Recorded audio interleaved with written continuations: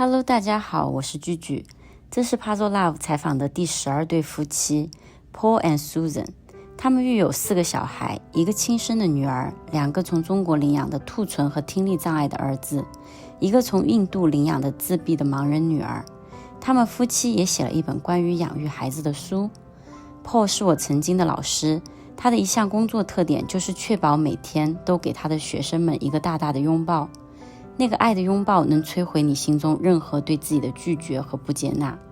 我还记得5年前，这个领养的印度女孩很害怕生人，不怎么说话。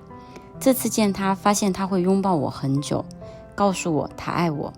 这就是 Paul 和苏忍身上的魅力。我也希望这个采访能让你感受到来自父亲母亲的爱。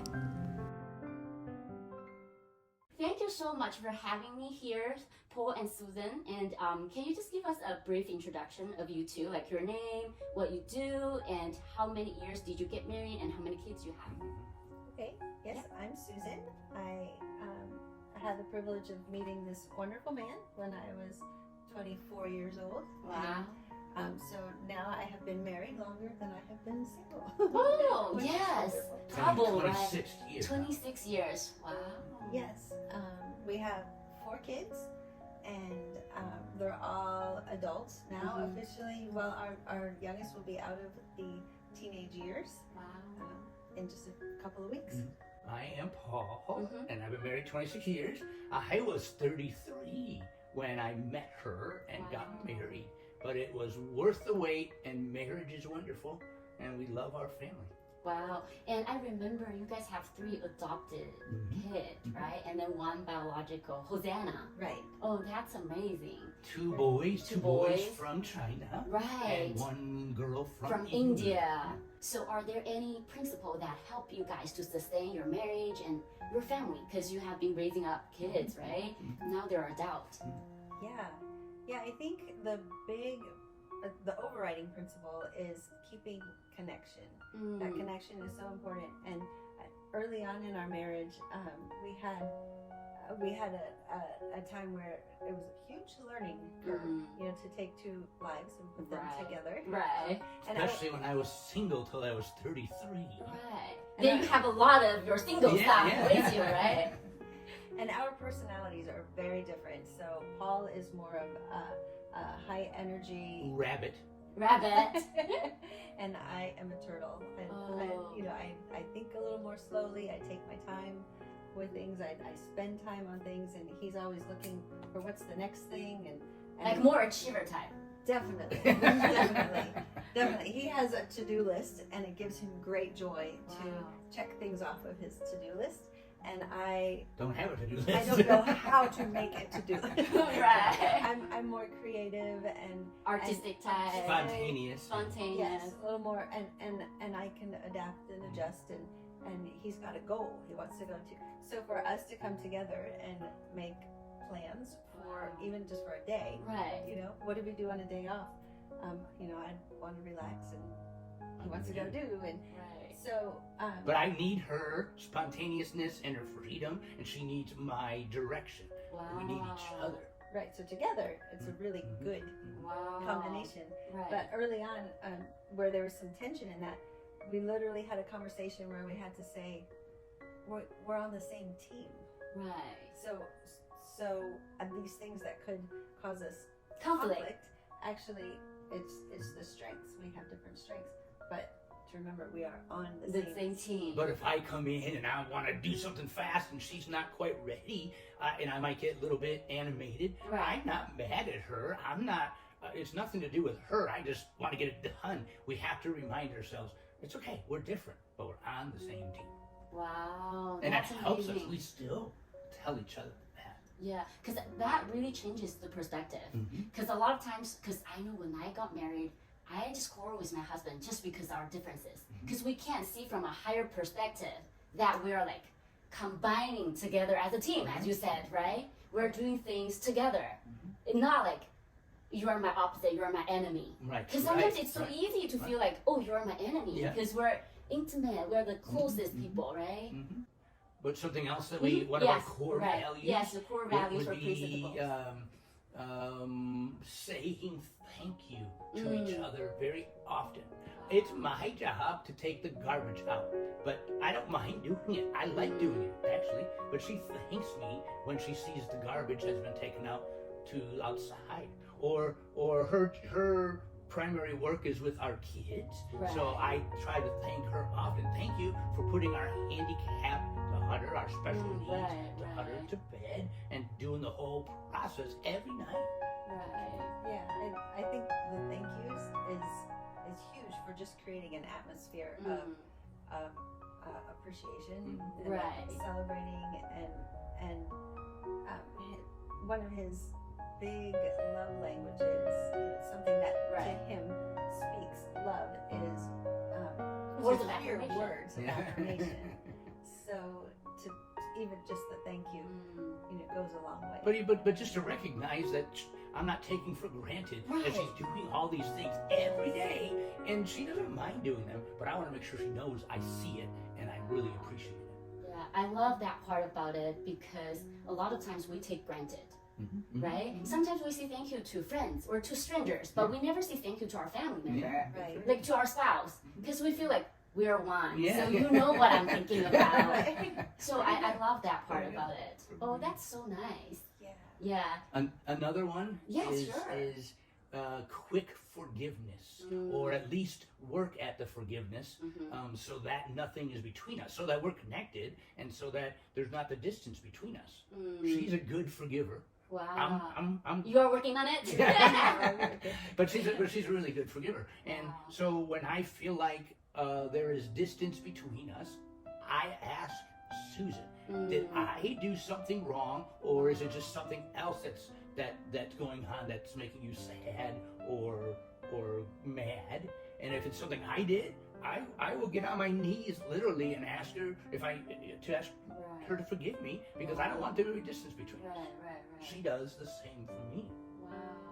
Yeah, I think it's just really huge to be able to look past Our mistakes. a mistake, and to be able to look past what someone is doing to what's happening in your heart. Right. Like what are you feeling? Okay, this is what I'm seeing happen. I'm seeing you being impatient or upset, or just the facial Anger. like to not immediately take it personally, but to go, I care about you. What's going on with you? What are you feeling? Right. Is it something that happened in your day? Is it what are you dealing with? So And to remind myself that I married her because she has a good heart, not because she has a bad heart. Right. So even if she does something wrong, I'm gonna think, no, but I know she has a good heart. Maybe we messed up here, but she's still a good person. I married her because I love her. Let's connect again. Wow. And forgive each other. Wow, that's beautiful. I love the part that you're so intentional about keeping the connection on, right? About keeping the connection on by saying thanks and quick to forgive. And now I want to move on the topic of, because I know you guys start to adopt kids at an early on stage. So I was just wondering about the heart behind it, like why you want to adopt, and then do you have any core values to raising them?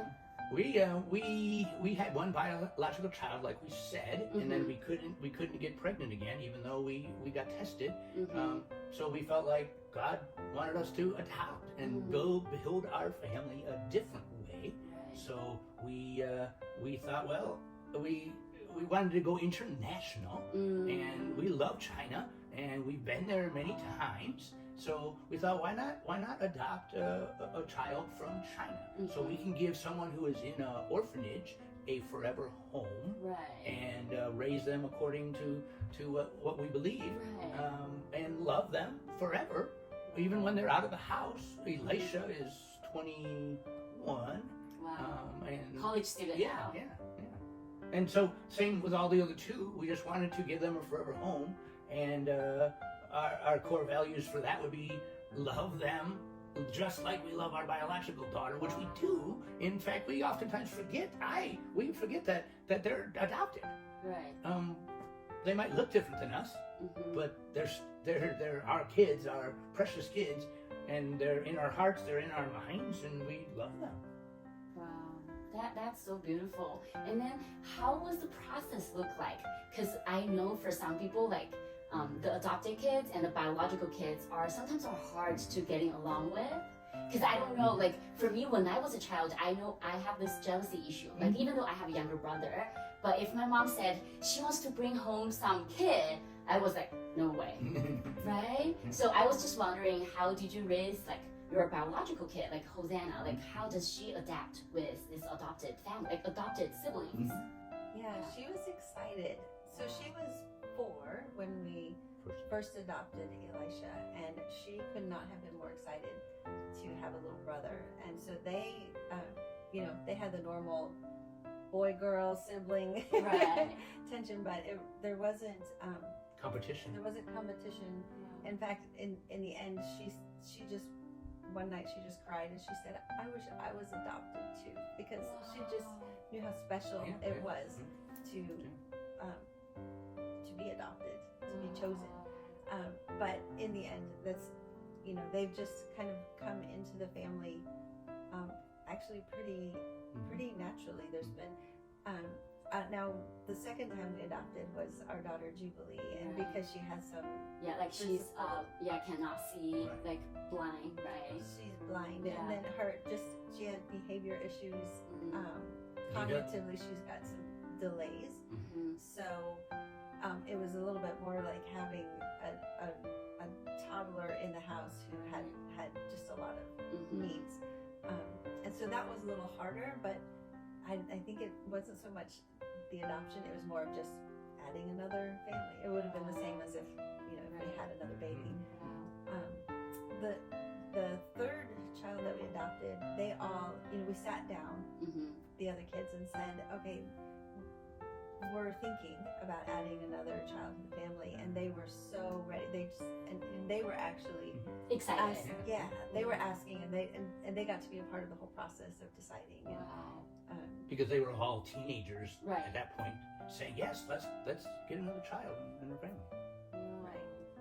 That's amazing. And also, I remember Paul just mentioned it's not like a competition relationship. I think that's so important. So I was wondering, what was the secret sauce or the mindset behind it? Because it's so easy when kids are raising up together, like they just fight, they just compete. They feel like, oh, if you have my mom's love, I cannot have it. So what was your way of raising them? What was the secret sauce behind it? I think connecting with each of their hearts very intentionally and seeing them and celebrating them for who they are, because they are each so different. So even just verbally saying, calling out what's really lovely about each one of them. Wow. What are their strengths? And Making sure we have time with each one individually and as a group, so that nobody feels on the outside or less than.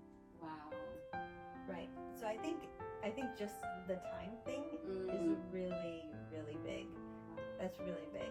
Wow. To have time. And we used to, when they were little, part of the bedtime routine was for each of them sitting in the bed with them and reading stories, and then we would talk through what was wonderful about your day, what was, we call it mad, sad, and glad. Something that made you mad, something that made you sad, something that made you glad, so that we could, so they would feel known and we would feel connected. But even just reading the stories was a good way to just Connect with them. And then sing their favorite songs with them. Wow. Yeah. So I think that was really precious to them, because that was like the last part of their day. No matter what happened through the day, they would feel, I have a chance to, I have my special time with mom or dad, and to feel known. And sometimes they would, Hosanna would invite Elisha to come in and read stories together and share the special time. But Hosanna loves very well, so she doesn't have competition in her heart. She's just very caring for her siblings. Wow. That's so amazing as an elder sister. Yeah, that's so good. And Susan, I want to ask you a question, because you said Paul is such a doer, achiever, and then you're more like a nurturer. Like as a mom, you nurture, you care. Is there any moment that he makes you so angry and so mad? And how did you process that? yeah, I think actually this this man is quite a gift because he's got a beautiful combination of both. He is actually very nurturing, and I learned some of my nurturing from him. You know, it didn't come naturally. So there's a learning, I think, both ways. Like for me, saying the words of affirmation actually does not or has not come naturally. So I learned that from him and how important it is to say, you know, what's in my heart for both for him and for our kids. There have been times, especially, you know, some of our kids are a little better at articulating their needs. Right. Some of them just act out their needs, Yes. not knowing quite how to express what it is. And so there are times where we wanted to respond differently, where I've just, you know, had mercy, wanted to go, oh, they just need this, and he's been a little more, how would you say? Just say no, they just need to deal with it, and it's okay. Or she will spend 3 hours listening to one of the children, and I listen well, as you know, but I don't know if I can spend 3 hours. Right. You're like, let's deal with it, right? I love that part because I read from your book, Equipping the Saints. Yeah, because in the book, I remember Paul was saying a story of you are bringing Jubilee, the blind Indian girl, to Chick-fil-A, but it was closed. And then you spend like time to process the disappointment, emotions with her, right? And then Paul said, if it's my son, then I'll say, deal with this, huh? Yeah. Right? Yeah, and I think it's a little bit of a dance to know what's needed in the moment. Like, okay, we've already talked about this a number of times. We've spent time, and now it's time to just. But that's fine. I can use more empathy. I need to have more empathy. I think most dads need more empathy, and I think it's a big gift we can give to our kids is a listening ear, empathy and patience, and just love them in their process. Wow. Which, and I think in general, more of the male mindset is let's fix something. Right. And women are more of I just need to express it. Express it.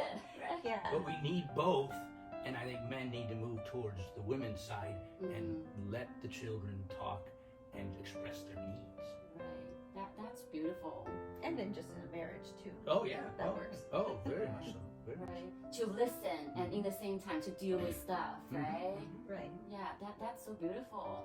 Yeah, and then and also I was thinking because I know Paul carries like both, also a caring heart, love people so well, and also like to deal with stuff because keep moving. And then how do you do that intentionally? Like, yeah.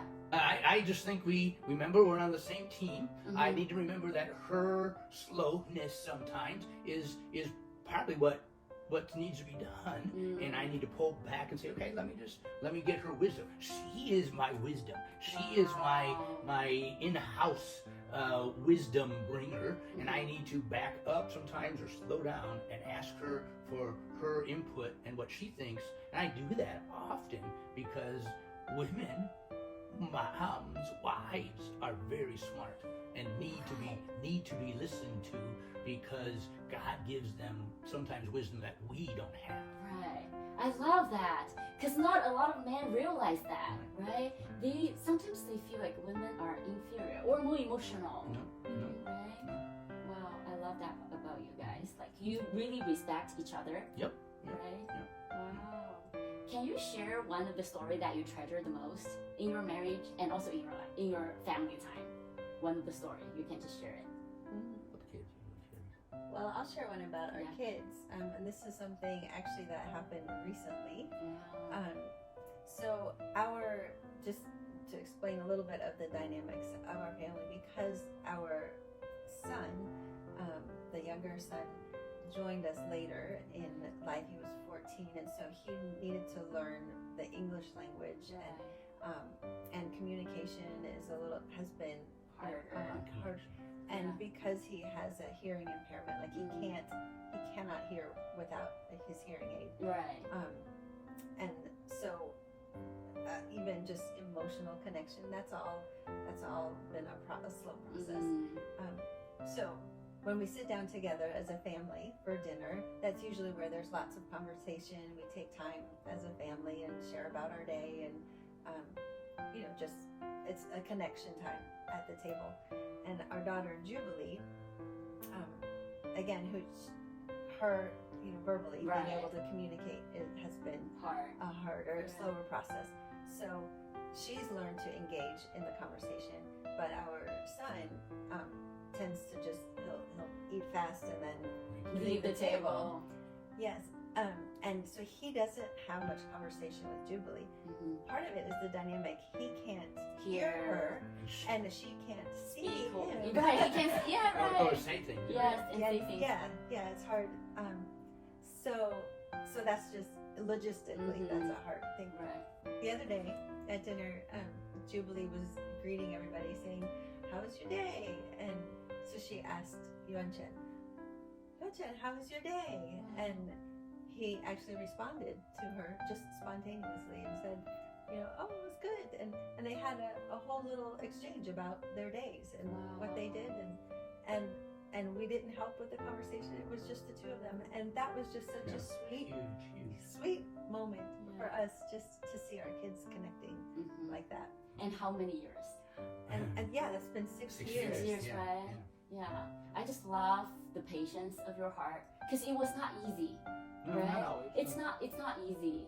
Yeah, to like raise a family and also adopted family. It's like not easy. Yeah. And that's where you learn to just celebrate the little things. Yeah. It doesn't have to be great big achievements. It's recognizing these are little things to celebrate. Yeah. That's beautiful. Yeah.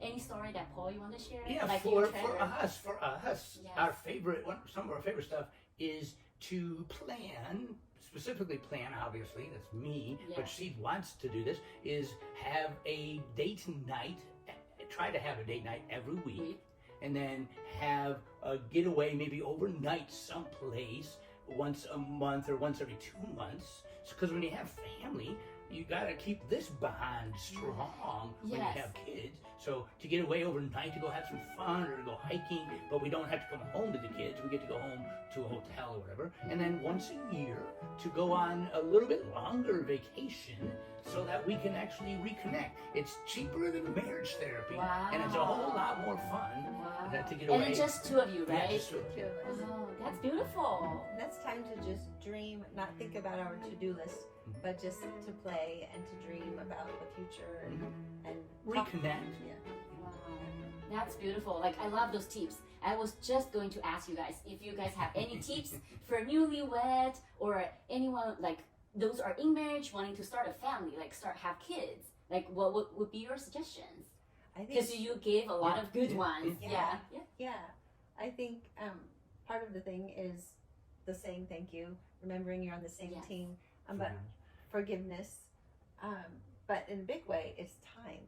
Like even if it's not a long period of time, if it's a definite set apart time, we started saying, things get busy with the kids at home, and then we realized we could go a whole day without connecting, so we started saying, this time every evening we are going to sit down, just the two of us, and we're going to have conversation. We're going to connect, whatever that looks like, even if it's only for 15-20 minutes.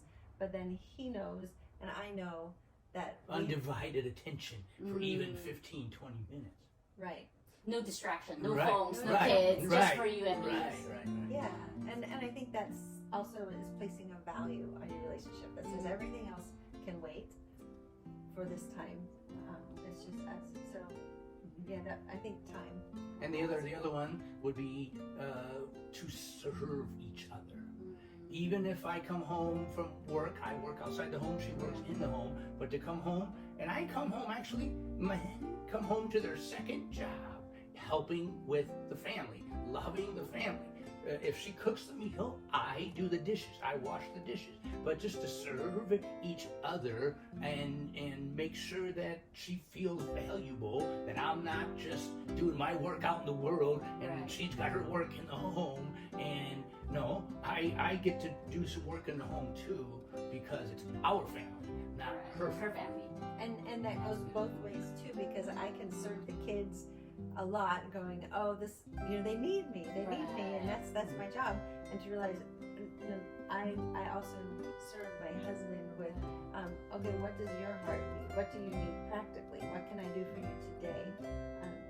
Just in that, not forgetting and just going, well, he can take care of himself, and this is what I'll take care of kids. But to go, no, I also want to show him affection and time and commitment. So it's a mutual serving each other, and it comes back at you. If you serve her, she's going to feel good, and I'm going to receive back, and vice versa. Right. That's so beautiful. And thank you so much today for the time being together and blessing me with your marriage.